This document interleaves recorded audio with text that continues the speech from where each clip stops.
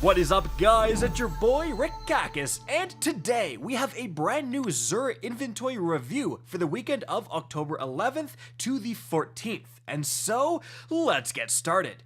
And guys, this weekend I have an extremely important tip that you want to be doing involving Xur, and you're gonna see just how crazy this tip ends up being. Now, I do apologize for being a day late with this video, but yesterday, a little something came out, maybe you heard of it, the brand new Vespers Host Dungeon, and your boy was extremely busy getting out the complete dungeon guide. Guys, definitely check that out if you want to get in there and get that dungeon run complete. But as for Xur, he's going to be located in the same place in the tower he always is since his update within the final shape. Alright, let's take a look at what he has. Firstly, for the catalyst, well, we do have the Wardcliff Coil catalyst and the Black Talon catalyst. Both these catalysts will definitely improve these weapons, but neither of these weapons are absolutely insane. I mean, I say that, but the Wardcliff Coil was disabled for the dungeon day one race. It's technically still disabled, so it can do some shenanigans from time to time. After that, for the exotics, we have a 62 Wormhusk, not spiky, not interested. Another 62 Helm of Saint 14, a little bit better spikes here with resilience being featured, but not insane. Then we have a Fellwinter's with 65, but a lot of intellect and mobility, unfortunately. Now we do have the exotic class items on sale, guys. Make sure, however, before you buy these, so you're going to want to go to the Paleheart destination and specifically the Lost City landing zone. Now once you're here, talk to the ghost vendor, and as you can see, there is a brand new section in attunement. You can head in here and pick which actual perk you want to focus. So for my Titan here, let's say I want to focus the Spirit of Syntheseps, so I can acquire this, and that is now going to be active. Unfortunately, you can only pick one perk at a time, so if I pick a different perk, it will unattune the first one. So again, let's attune Spirit of Syntheseps. And once you've done that, you can head back to Xur, and now when you buy these exotic class items from Xur, they should have that perk attuned. Now, it's not a guarantee for that perk to specifically drop, but I mean, you might as well do this. It's either not going to work, and again, there's no indication that this wouldn't work, that the Xur drops wouldn't have this attunement effect, but it's pure upside. Now you have a much better chance to actually get what you want. And what do you know? No way! There's no way this actually happened like live when I'm recording this for the video. I have been looking for this role since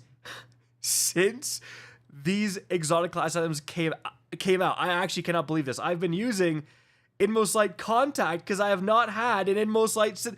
So guys, there you go. What an absolute proof that this may give you the exact class item you want. Absolutely do this trick when you are going to Xur. Do not buy exotic class items from Xur without attuning what you actually want. After that, guys, in terms of other offers, well, we just have a Gambit Engrams this weekend. And then, as for the other exotics, we do actually have the Black Talon, so you could pick up the Black Talon and the Caddy today. Then we've got the Cold Heart here. Not a bad trace rifle, but nothing insane. Crimson, a decent hand cannon, has definitely been pretty good in the Crucible at certain times. And a Hawkmoon here. Okay, we actually have a Hawkmoon with Rangefinder. And then, unfortunately, Arrowhead Break is not necessarily what you want here, combined with Heavy Grip. I've definitely seen better here. Now, as for the weaponry, guys, well, we do have the Enigma's Draw with Opening Shot Demolishist. Not really interested in that. Then we have a Subsistence Multi-Kill Clip Scathelock. Well, funny enough, Subsistence is a very good perk on this, and Multi-Kill Clip is a very good perk on this. But these perks together are not great, right? Like, you want to be reloading as much as possible, and this extends your magazine, so unfortunately not really too amazing. We have the Cartesian Coordinate, which is a very good weapon, but Feeding Frenzy Thresh is not it. We have the Outlast here with Outlaw High Impact Reserves, no thanks. Well, we do actually have a Whirlwind with a Fallen Guillotine with Whirlwind Blade, and we do have Jagged Edge as well. This is fantastic. You're going to be doing a lot of damage, but energy transfer is not it. You could absolutely pick this up if you don't have a better vortex frame. Like, still, Whirlwind by itself is going to be cracked here, but you'd rather have Relentless Strikes, certainly. After that, we have the Shattered Cipher, interestingly, this is actually one of, I mean, we have a bunch of Season of the Splicer weapons returning this season as featured weapons. This was not one of them. So this is an old school Splicer weapon. It does have Adrenaline Junkie here, which is definitely not bad, but you don't want it paired with Tunnel Vision. After that, we have a Thresh Vorpal Crown Splitter. Not too amazing. All right, now as for the actual armor set, let's check the rarity of the Holdfast set on Light.gg. Well, this set was originally added back in Season 11, and it's a very common set with over 56% of Guardians having access to this very helmet. Now, let's actually check the rolls here. Gauntlets, 61, bit of recovery, it's alright. 63, not spiky, too much mobility, no thank you. Then whoa! 67, massive recovery spike. Unfortunately, the Titans would kind of prefer that spike to be in resilience. However, if you're someone with like a ton of resilience armor, and this happens a lot, like you prioritize resilience armor for the Titan and suddenly you have like 110 resilience, even though like you don't have any resilience mods on or whatever. So if you're looking for a big chunk of recovery, you want these other stats, this is a great pickup. 67 is incredibly high. Then we have 63 with a big strength spike. It's okay. Let's go and check the Warlock.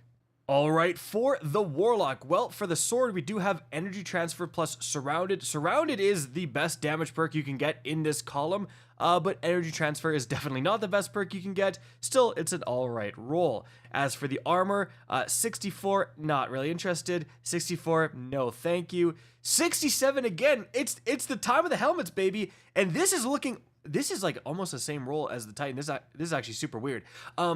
This is looking a lot better on the Warlock. We do want that recovery spike. Now, a little bit too much intellect, arguably, but we also have a little bit of a discipline spike as well. This is a very good armor piece.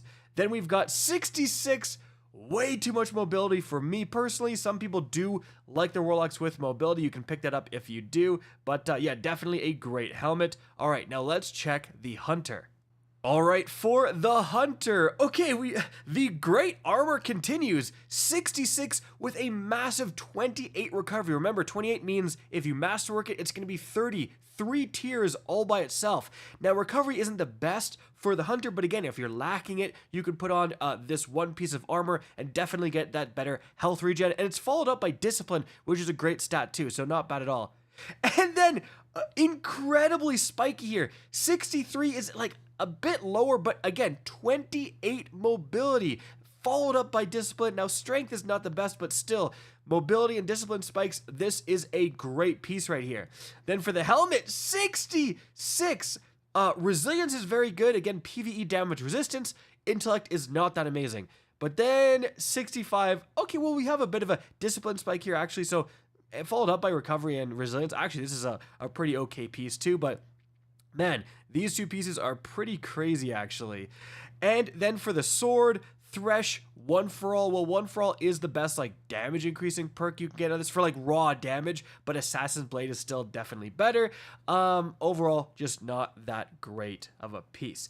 Guys, that's going to be it for the video. Hope you enjoyed and found this informative. If you did, please remember to help me out by simply rating and especially sharing this video. If you guys want to see more Destiny 2 content similar to this, don't be afraid to slap that subscribe button. If you want to get in touch with me and keep up to date with the latest channel activity, the best way is to follow me on Twitter at RickCacus. That is linked in the description down below. Again, I hope you enjoyed the video, and as always, have a good day.